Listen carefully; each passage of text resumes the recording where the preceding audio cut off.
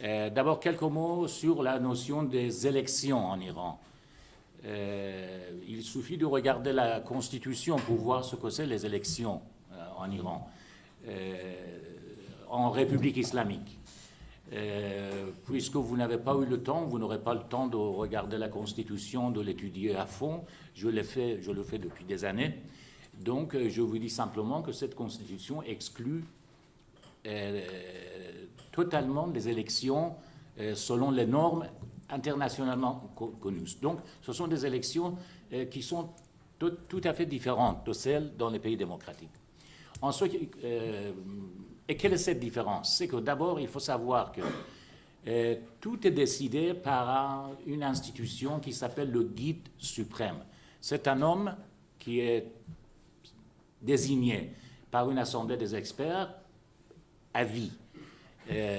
Et depuis 1989, donc il y a eu une révision de cette constitution qui a transformé ce guide suprême, cet homme qui est issu du clergé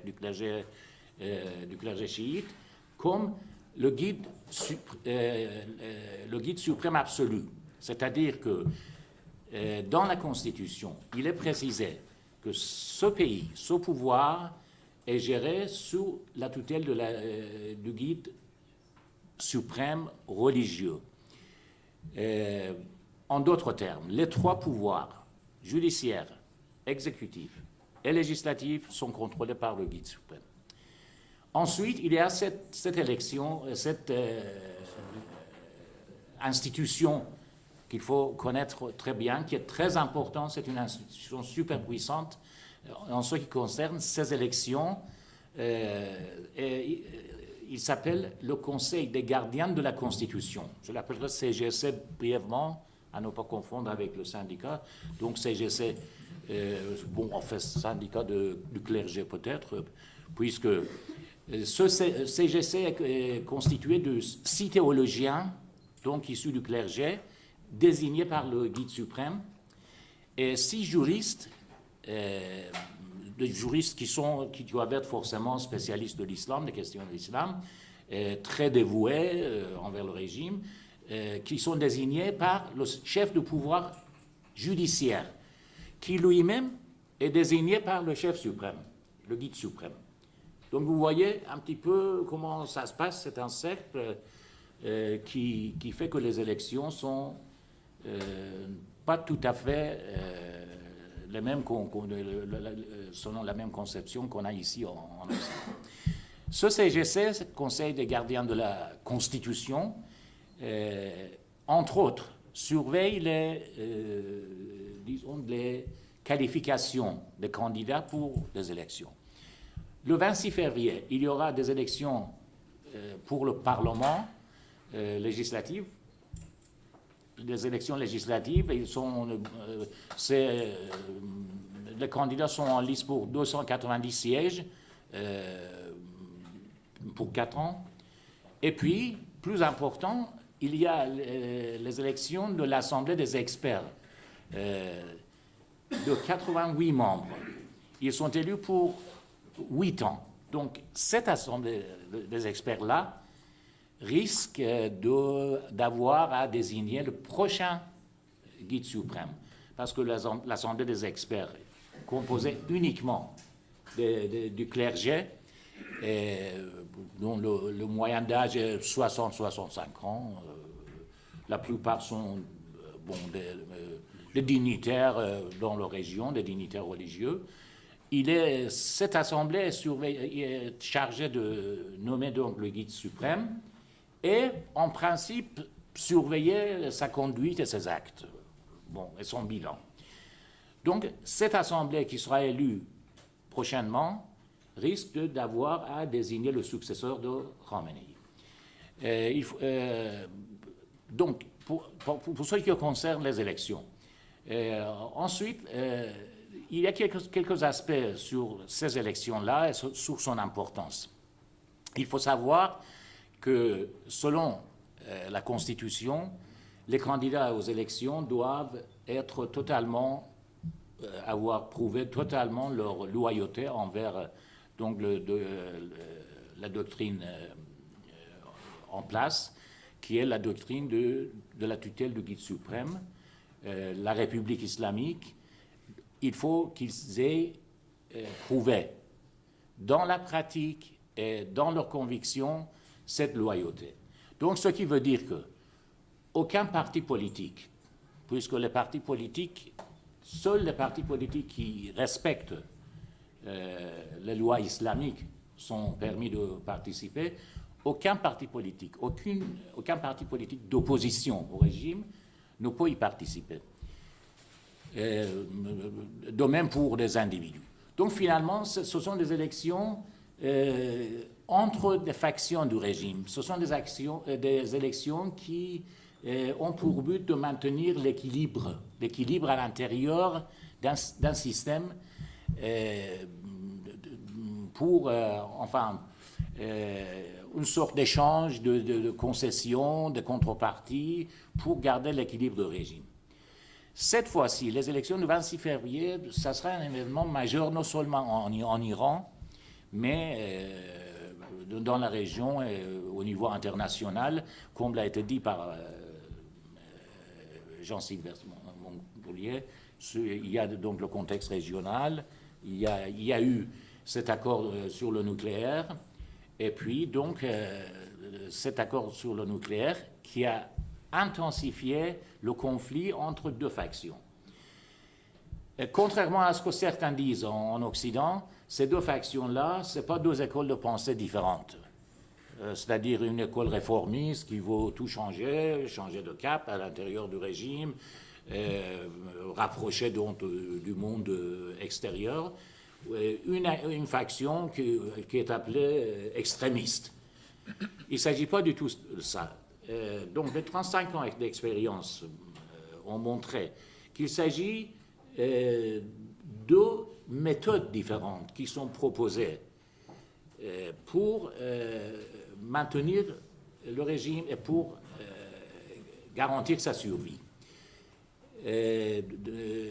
La faction actuelle, une faction qui est représentée par Hassan Rouhani, qui est le président de la République, et Rafsanjani, un ancien président de la République qui était considéré comme un pragmatique à l'époque. Cette faction-là, ils proposent donc leur propre méthode pour garantir la survie de ce système, le guide suprême. Ce ne sont pas des réformistes. Ils disent que si on ne suit pas notre méthode à nous pour continuer à gérer les affaires, ça nous mènera à la chute du régime, à l'effondrement du régime. Pourquoi? Parce que la population à l'intérieur, la population est extrêmement mécontente, comme ça a été dit, 54%, moins de 30 ans, une société très jeune, une société privée de tout, de toute liberté, contrairement à ce qu'on prétend parfois ici, ce n'est pas une société de la jeunesse qui est uniquement avide de consommation, de biens de consommation fabriqués en Occident.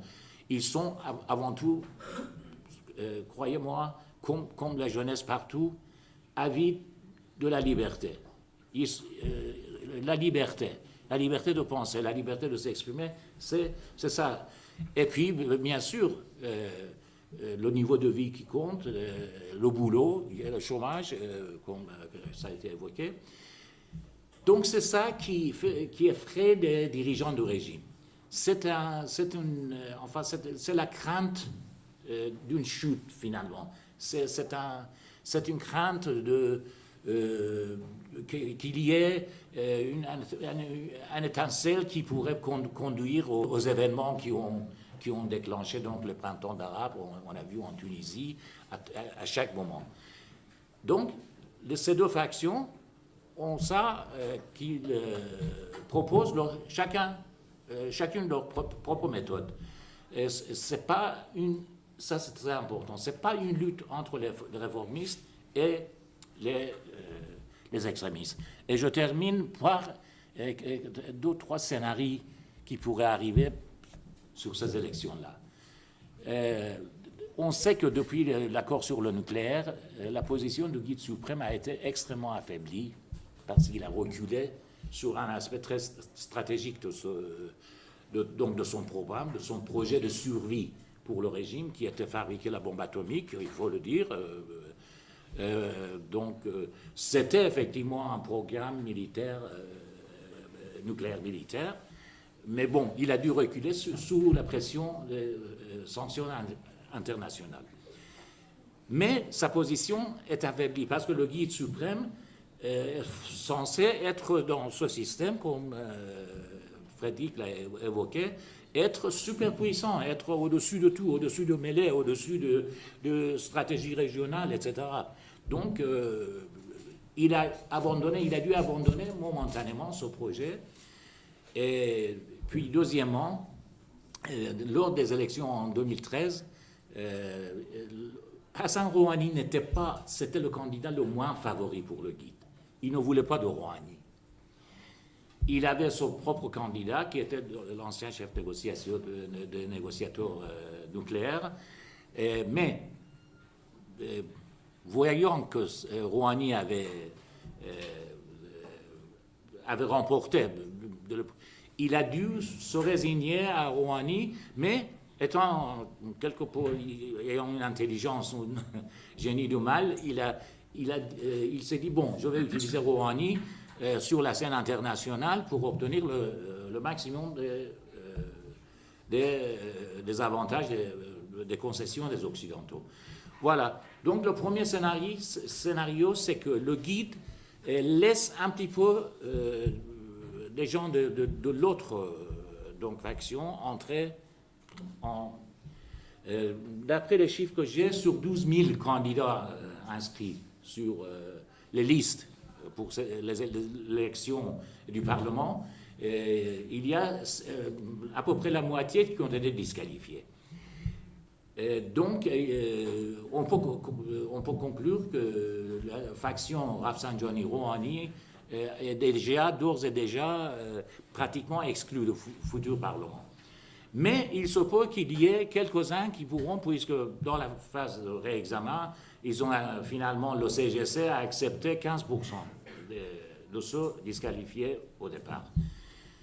En tout cas, si ça s'est arrivé dans le passé, si le guide suprême arrive à écarter totalement la faction rivale, donc ça va rétrécir la base du régime, puisque une partie de sa base va être écartée. Par contre, si l'autre scénario, c'est-à-dire que s'il y a quelques, disons, candidats de l'autre faction qui arrivent à rejoindre le Parlement, cela veut dire que le statu quo va continuer pendant une très courte durée, puisque le fossé va encore s'agrandir, donc le conflit va s'intensifier. Dans les deux cas, le problème, le dilemme du système, du régime, c'est que dans les deux cas, si le guide l'emporte ou si le statu quo continue, le résultat sera pareil, c'est-à-dire l'impasse et donc le risque d'un soulèvement populaire semblable à celui en 2009.